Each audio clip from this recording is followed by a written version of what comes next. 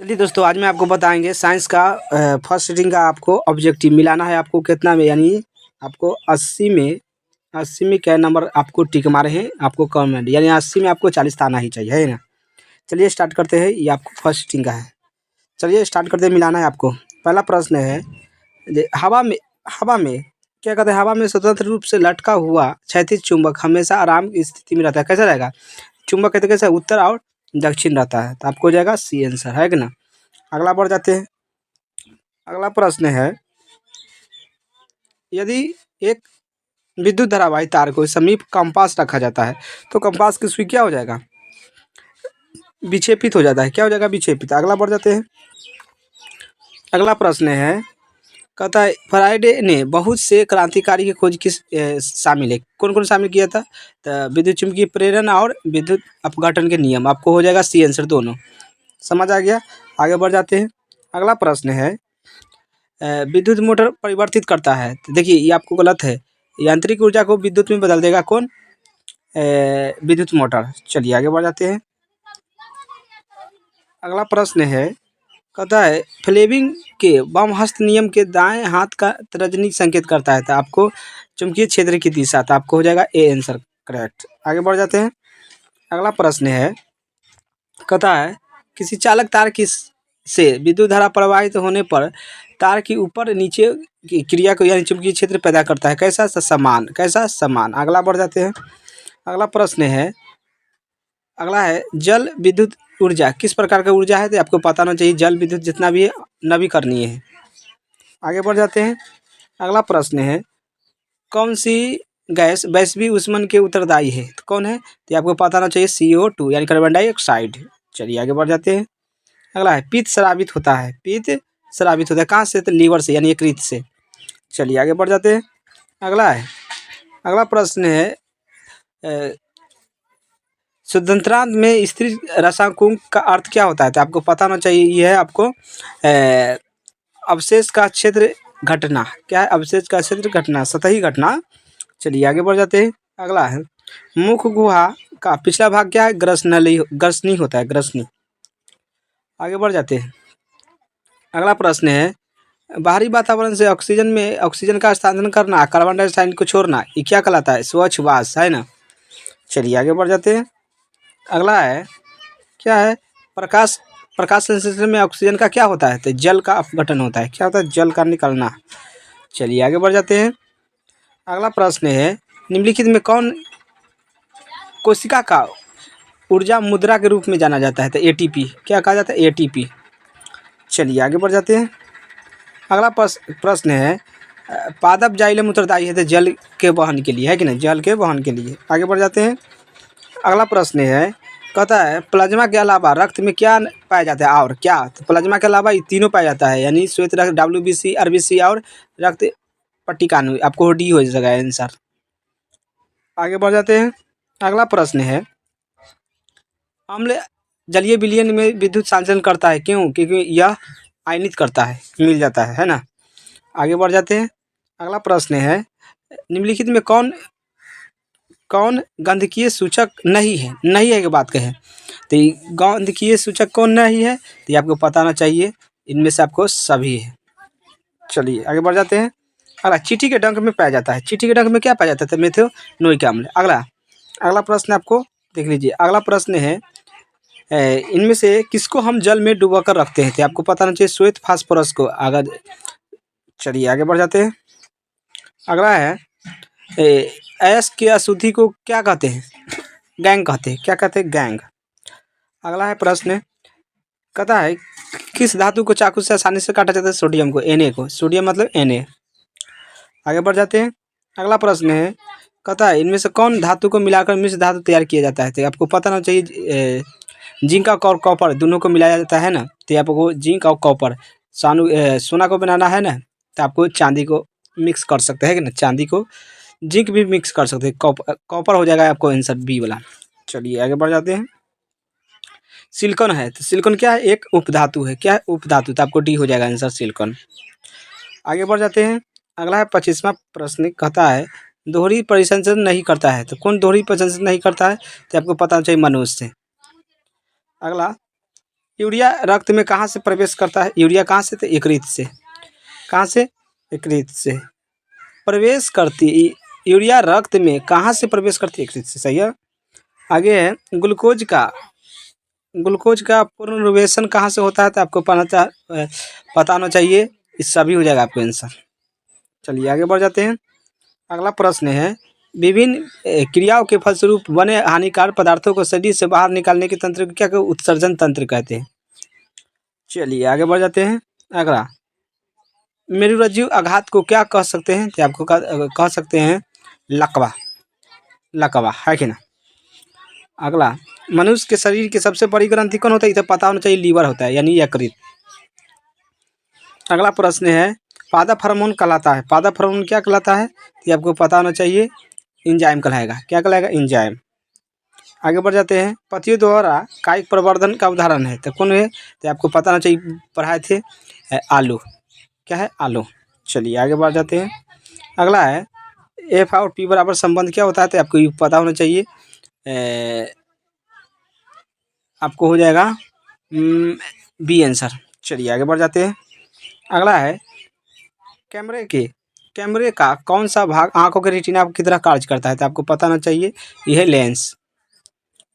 आगे बढ़ जाते हैं। अगला प्रश्न है एक स्वस्थ क्या है? एक स्वस्थ मानव नेत्र निकट की वस्तु दूर की क्रमशः देख सकता है। कितना से कितना? 0 से लेकर अनंत तक। आपको पता हो गया। अगला है क्या कहता है चंद्रमा पर खड़े अंतरिक्ष को अब कैसा दिखाई देगा? तो काला। कैसा देगा? काला। आगे बढ़ जाते हैं। अगला प्रश्न है नेत्र की समंजन क्षमता कम हो जाने से क्या होगा? कौन सा दृष्टि? तो कम हो जाएगा तो ये हो जाएगा दूरदृष्टि दोष। चलिए आगे बढ़ जाते हैं। अगला प्रश्न है क्या कहता है यदि चालक की चालकता का प्रतिरोधकता कैसा मत रखे? तो ओम होता है। क्या होता है? ओम। प्रतिरोधकता के ओम मीटर होता है। सॉरी आपको हो जाएगा ए आंसर। चलिए आगे बढ़ जाते हैं। 1 जूल कितनी कैलोरी के बराबर होता है?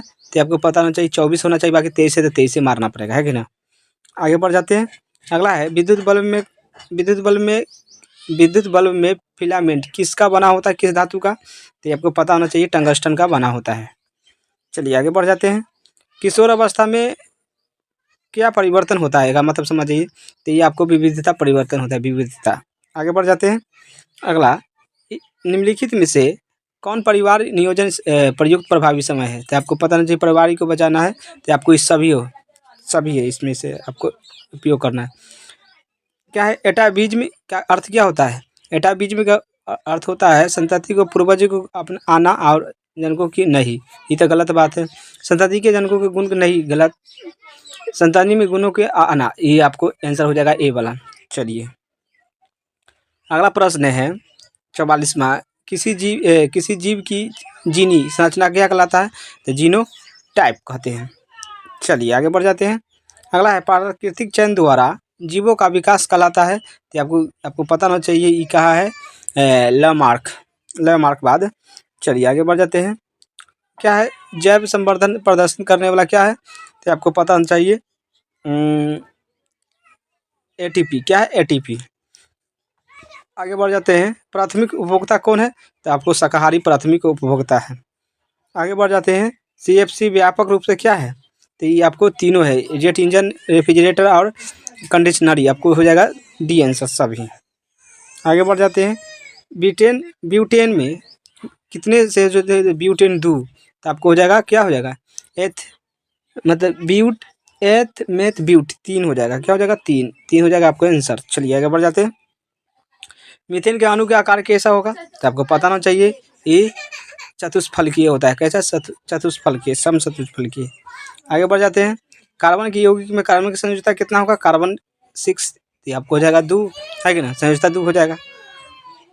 आगे बढ़ जाते हैं। अगला है इनमें से कौन संतृप्त कार्बन हाइड्रोकार्बन है? तो आपको पता होना चाहिए। एल्केन क्या है? संतृप्त हाइड्रोकार्बन। आगे बढ़ जाते हैं। एथिलीन का आईपीसी नाम क्या होता है? एथिलीन। तो एथिलीन का आईपीसी नाम लिखिएगा तो आपको होता जाए इथेन। क्या हो जाएगा? इथेन। आगे बढ़ जाते हैं।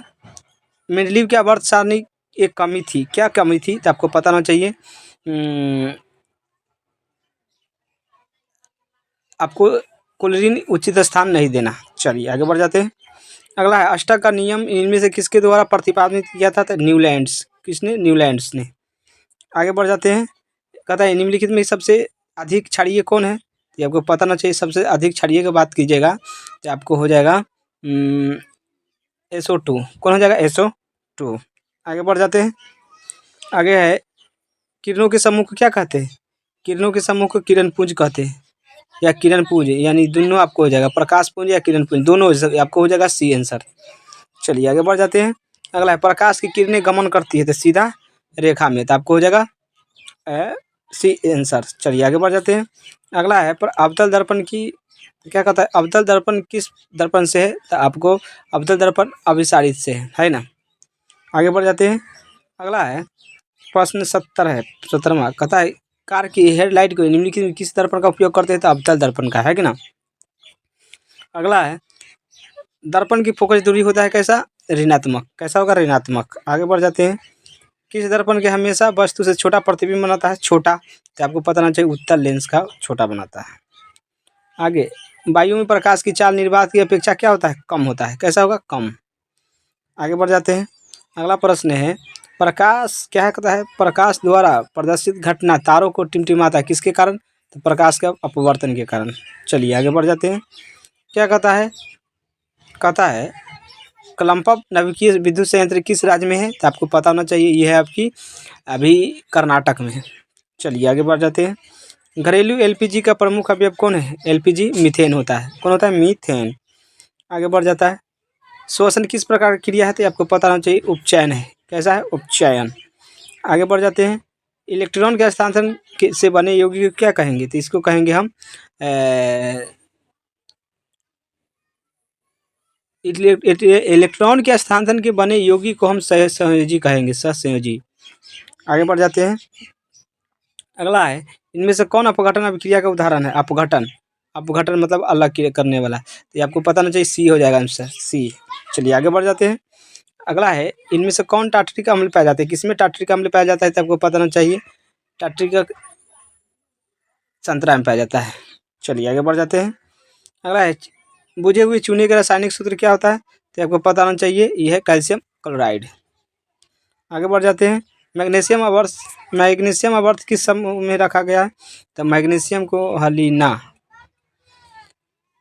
आपको द्वितीय में रखा गया है, द्वितीय में। चलिए आगे बढ़ जाते हैं।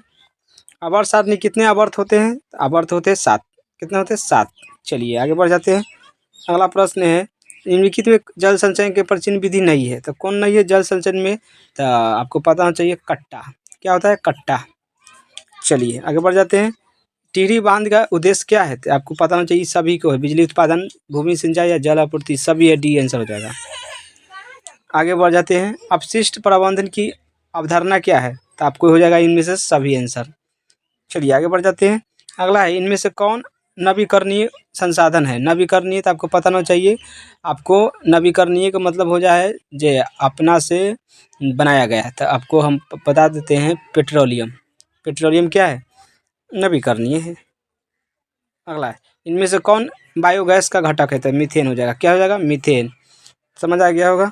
अगला है, अगला प्रश्न है पेस्टिक अल्सर को क्या कहते हैं? पेस्टिक अल्सर तो ये कम भोजन, सामान्य भोजन से लंबे समय तक भोजन रहने से आपको ये समझ होगा, जे लंबे समय भोजन रहेगा तो उससे क्या होगा? पेस्टिक अल्सर हो जाएगा। चलिए आगे बढ़ जाते हैं। सबसे ख़त्म लास्ट क्वेश्चन था, तो चलिए लघु आपको देख लेना है, यह लघु है। आपको कितना बनाए हैं कमेंट करना है। चलिए वीडियो को लाइक कीजिए, सब्सक्राइब एंड शेयर भी कर सकते हैं। वीडियो देखने के लिए थैंक्स।